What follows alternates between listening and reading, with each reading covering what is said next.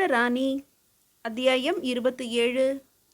பெருவணிகரின் மாளிகை நாயகம் படைத்தலைவன் மட்டுமே பெருவணிகரை சந்திக்கலாம் என கூறிவிட்டதாலும் இளவரசனும் இளங்கோவும் யாரென புரியாத நிலையில் அவர்கள் ஆயுதங்களை களைந்து கொடுத்துவிட்டு வேண்டுமானால் படைத்தலைவனோடு உள்ளே செல்ல அனுமதிப்பதாகவும் கூறிவிட்ட பிறகு அதிரடியாக திடீரென எடுத்த புது உத்தியில் கத்தி முனையில் மாளிகை நாயகத்தையும் வாயில் காவலனையும் நடக்கவிட்டு பெருவணிகரின் அரை வாயிலை அடைந்த பின்பு பெருவணிகரின் திடீர் வரவேற்பு சொற்களை செவிமடுத்து பிரமித்து நின்றவர்களில் ஒரு சில வினாடிகளில் சுதாரித்த இளவரசன், தங்களுக்கு என்னை முன்பே தெரியுமா ஐயா என்றான் வியப்பு நீங்காத குரலில்.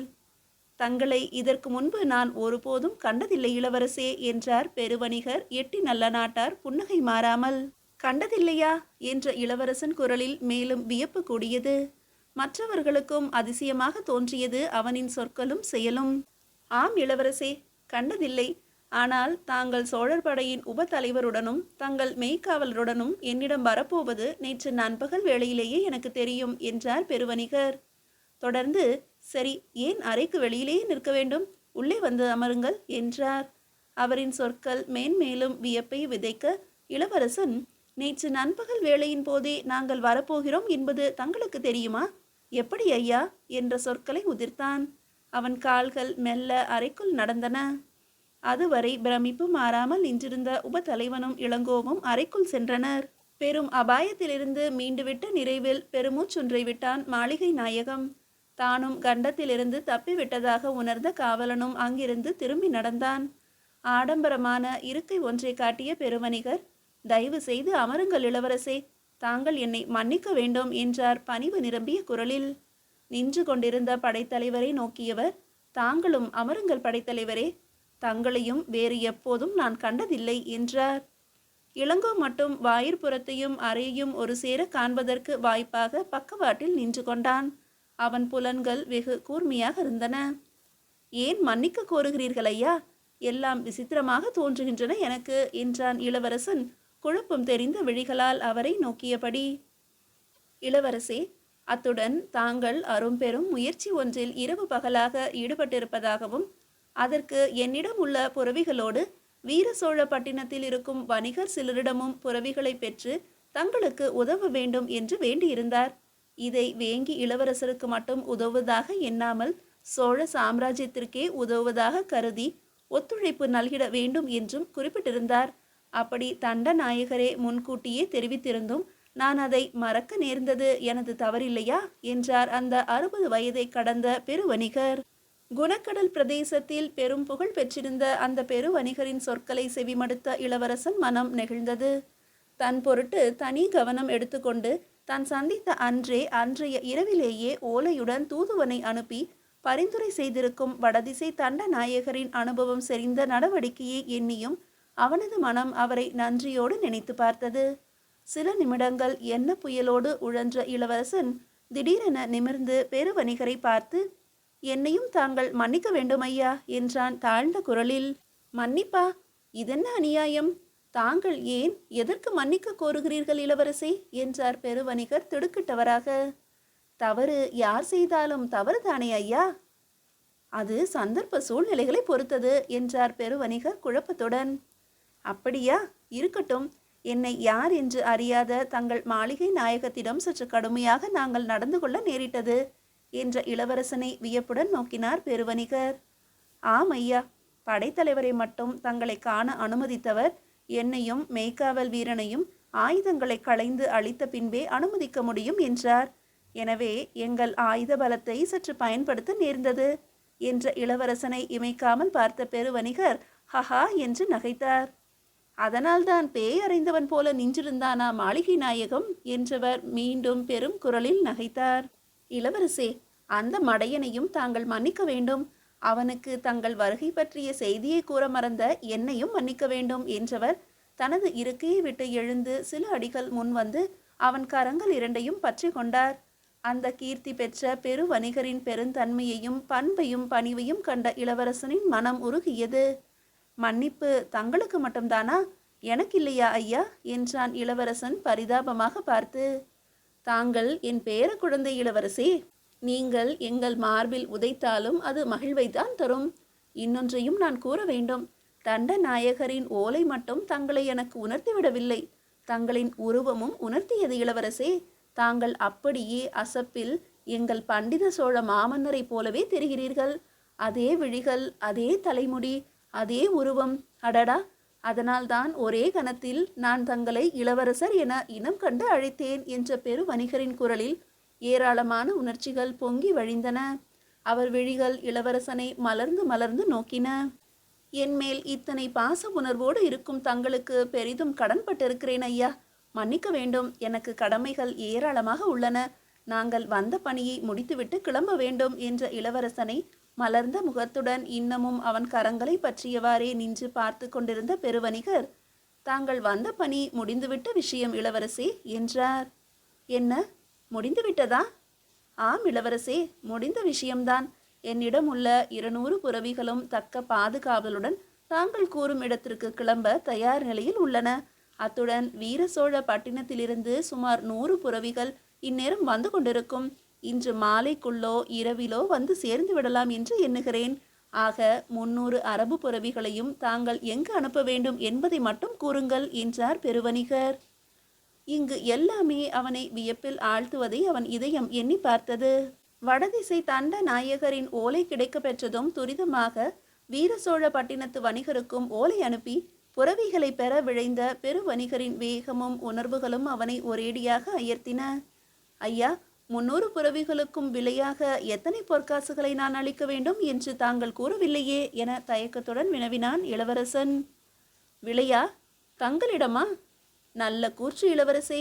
இது மற்றவர்களுக்கு என்றால் ராஜராஜ பெருவிலை பேசிய பின்பே புரவிகளை விற்பேன் என்பது சரிதான். ஆனால் தங்களிடமா நான் விலை கூறி விற்க இயலும்? தகாது தகாது இளவரசே. தங்களின் பெரு முயற்சிகளுக்கு என்னால் இயன்ற எளிய கொடைதான் இந்த 300 புரவிகளும். தாங்கள் பெருமனதுடன் இதை ஏற்றுக்கொள்ள வேண்டும் என்றார் பெருவணிகர். என்ன, கொடையா? வேண்டாம் ஐயா.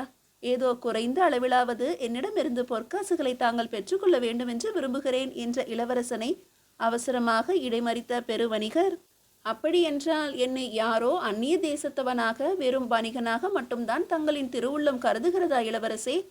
நான் இந்த அளவு செல்வ நிலையில் வளர்ந்ததற்கும் பல வணிக கலன்களை நானா தேசமெங்கும் அனுப்பி பெரு வணிகத்தில் ஈடுபடுவதற்கும் மூல காரணம் யார் தெரியுமா? தங்களின் பாட்டனார், எங்களின் மாவீர மாமன்னர் கடாரம் கொண்டார்தான். அவரிடம் அளப்பரிய கொடைகளையும் விருதையும் பெற்றவன் நான். அவரின் கீர்த்தி பதாகை கீழே நாடுகளில் பரப்பதால் தான் என்னை போன்ற திசை 1500 வரும் நானா திசையெங்கும் சுதந்திரமாக பயணித்து பெருவணிகம் செய்து பெரு நிதியை ஈட்ட முடிகிறது. நான் செலுத்த விரும்பும் சிறு காணிக்கை இது. நான் சோழ மாதேவர்களிடம் பெற்றிருக்கிற கொடைகளை எண்ணும் போது இது ஒரு சிறு துளி, சிறு தூசு என்பேன். என்னிடம் இதை ஏற்க தயங்குவதை கண்டால் என்னை இன்னமும் தாங்கள் மன்னிக்கவில்லை என்றுதான் நான் எண்ண வேண்டியிருக்கிறது என்ற பெருவணிகர் பெருமூச்சொன்றையும் விட்டார்.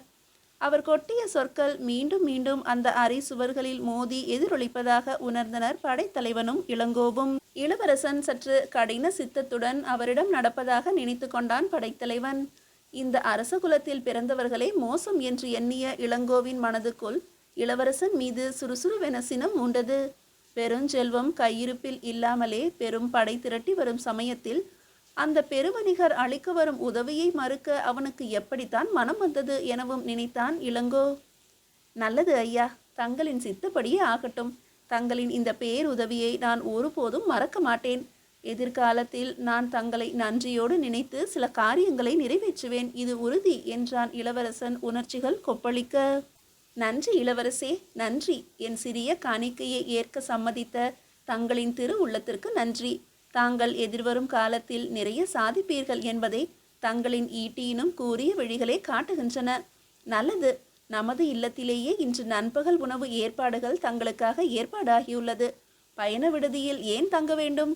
இங்கு விடுதியை விட நல்ல வசதிகளோடு தங்கி இளைப்பாருங்கள் இளவரசே என்றார் பெருவணிகர். அதன் பிறகு படைத்தலைவன் மட்டும் பயண மாளிகைக்கு கிளம்ப எத்தனித்த போது, இளங்கோவையும் அழைத்து செல்லுங்கள் படைத்தலைவரே, பயண பைகள் எல்லாம் இருக்கின்றன அல்லவா என்றான் இளவரசன்.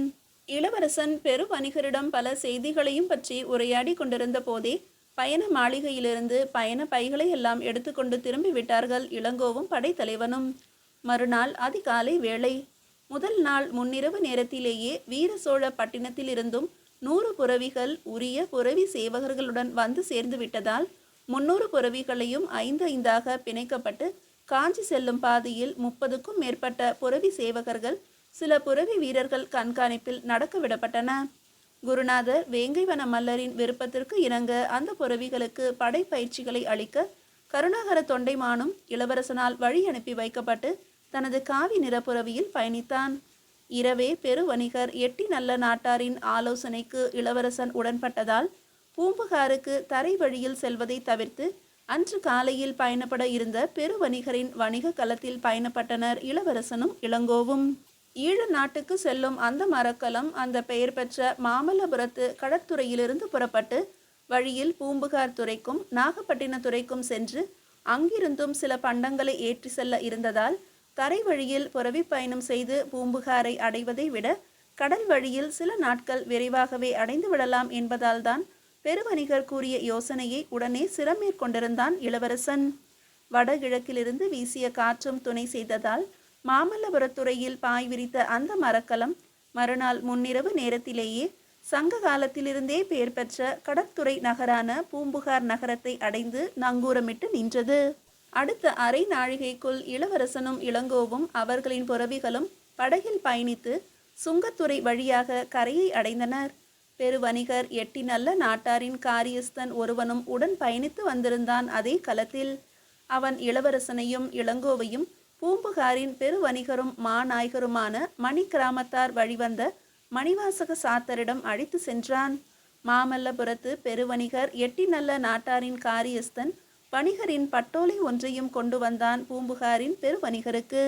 சோழர்களின் தலைநகராகவும் கடற்துறை பட்டினமாகவும் பண்டைய காலத்தில் விளங்கிய புகழோடு பெரும் வணிக அங்காடிகளுடனும் வணிகர்களின் கிடங்குகளை கொண்ட பெரு வீதிகளையும் வீதிகளில் தெருவிளக்குகள் எரிந்து ஒளியுமில ஒரு பெருநகரை போன்ற பொலிவோடும் மாந்தரின் நடமாட்டங்கள் மிகுந்தும் சோழ மாமன்னர் 2ஆம் ராஜேந்திர சோழரின் அரச அதிகாரிகள் காவல் வீரர்கள் சுங்க அதிகாரிகள் சுங்கத்துறை காவலர்கள் என அரசு ஊழியர்களின் பெருக்கத்தோடும் அனைத்திற்கும் மகுடம் போல வெளி தேசங்களிலிருந்து கடலில் பயணித்து வரும் களங்களுக்கு அடையாளம் காட்டி அந்த வேளையிலும் பேரொளியை உமிழ்ந்து நின்ற உயர்ந்த கலங்கரை விளக்க கோபுரமுமாக காண்பதற்கு கம்பீரமாக தெரிந்தது காவிரி பூம்பட்டினம் என்ற பூம்புகார் நகரம்.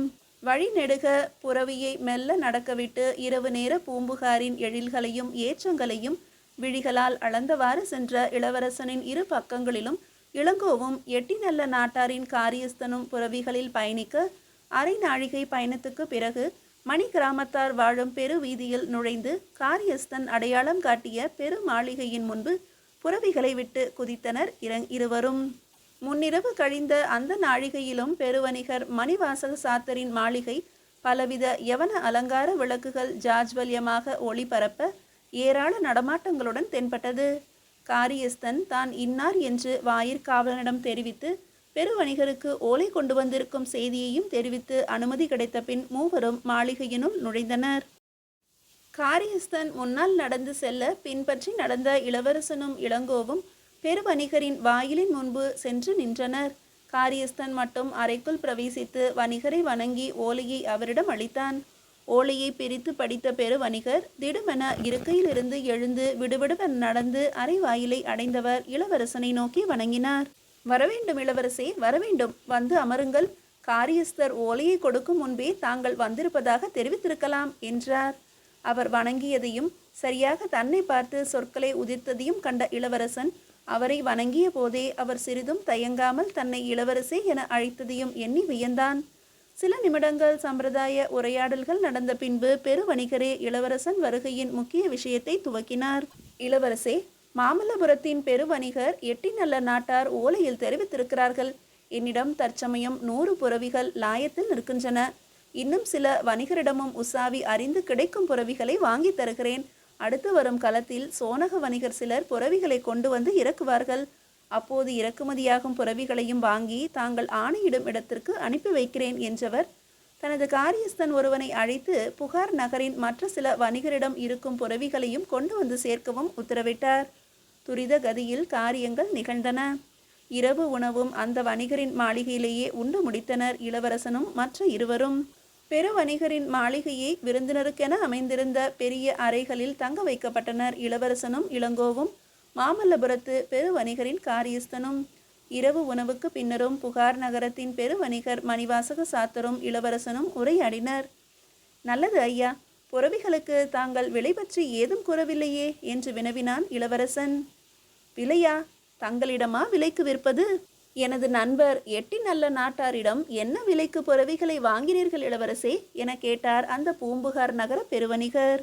அவர் கேட்டதற்கு என்ன மறுமொழி கூறுவது என்பது குறித்து திடுக்கிட்ட இளவரசன் ஒருவாறு சமாளித்து கொண்டு, தாங்கள் கூறும் விலை என்ன என்பதை கூறினால் என நிறுத்தி அவர் முகத்தையே அளவிடுவதைப் போல பார்த்தான். அவர்கள் உரையாடி கொண்டிருந்த போதே நடுஜாமம் நெருங்கிய வேளையில் அந்த வணிகரின் காரியஸ்தனும் புகார் நகரின் வேறு சில வணிகரிடமிருந்து 100 புறவிகளுடன் திரும்பினான். தங்களின் பெரும் முயற்சிகள் பற்றி நண்பர் ஓலையில் தெரிவித்திருக்கிறார் இளவரசே. தங்களுக்கு என் போன்றவர்கள் இந்த சமயத்தில் இயன்றவரை தக்க உதவிகளை செய்வதுதான் நியாயமும் தர்மமும் ஆகும். நான் அளிக்கும் 200 புறவிகள் ஒரு பெரிய விஷயமா? இதற்கு தாங்கள் எனக்கு விலை கொடுத்துதான் ஆக வேண்டுமா? இதை ஒரு காணிக்கையாகவும் தங்களின் முன்னோர்களால் என் போன்ற வணிகர்கள் அடைந்திருக்கும் லாபங்களை எண்ணியும் நான் இதை தங்களுக்கு கடமையாக கருதி அளிக்க விரும்புகிறேன். தயவு செய்து தாங்கள் ஏற்றுக்கொண்டு என்னை கௌரவிக்க வேண்டுகிறேன். அது மட்டுமல்ல இளவரசே, அடுத்து வரும் களத்தில் இறக்குமதியாகும் புறவிகளையும் நான் எங்கு அனுப்பி வைக்க வேண்டும் என்பதையும் கூற வேண்டுகிறேன் என்றார். இல்லை ஐயா, தங்களிடம் உள்ள புறவிகளை அளித்தாலும் மற்ற வணிகரிடமிருந்து தாங்கள் வாங்கி வந்திருக்கும் புறவிகளுக்காவது உரிய விலையை பெற்றுக்கொள்வதுதான் நல்லது என்றான் இளவரசன். மன்னிக்க வேண்டும் இளவரசே, நான் வறிய நிலையில் வாழும் வணிகன் அல்ல. மற்ற புறவிகளை வாங்கி அளிப்பதால் என் செல்வ நிலைக்கு எந்தவித பாதிப்பும் நேர்ந்து விடாது. இந்த உதவிகளை அல்ல காணிக்கையை தங்களிடமிருந்து எந்த விதமான பிரதிபலன்களையும் எதிர்பார்த்து நான் அளிக்க முன்வருவதாக மட்டும் தயவு செய்து தாங்கள் கருத வேண்டாம் என்றார் மணிவாசக சாத்தர். அப்படியானால் என்னிடம் விலைக்கான தொகையை பெறமாட்டீர்களா ஐயா என்றான் இளவரசன் மீண்டும். எனக்கு தாங்கள் அளிக்க நினைக்கிற பொற்காசுகளை தங்களின் பெரு முயற்சிக்கு தேவைப்படும் வேறு எந்த செலவிற்காவது பயன்படுத்தி கொள்ளுங்கள் இளவரசே. வணிகர்களாகிய நாங்கள் பல அறநிலையங்களை, ஆலய வழிபாடுகளை, கல்வி நிலையங்களை குழு அமைத்து பராமரித்து வருகிறோம். அதுபோலத்தான் இதுவும். தயவு செய்து தாங்கள் விலை கொடுப்பது பற்றி வற்புறுத்த வேண்டாம் இளவரசே என்றார் அந்த பெருவணிகர். மீதியை அடுத்த அத்தியாயத்தில் காணலாம்.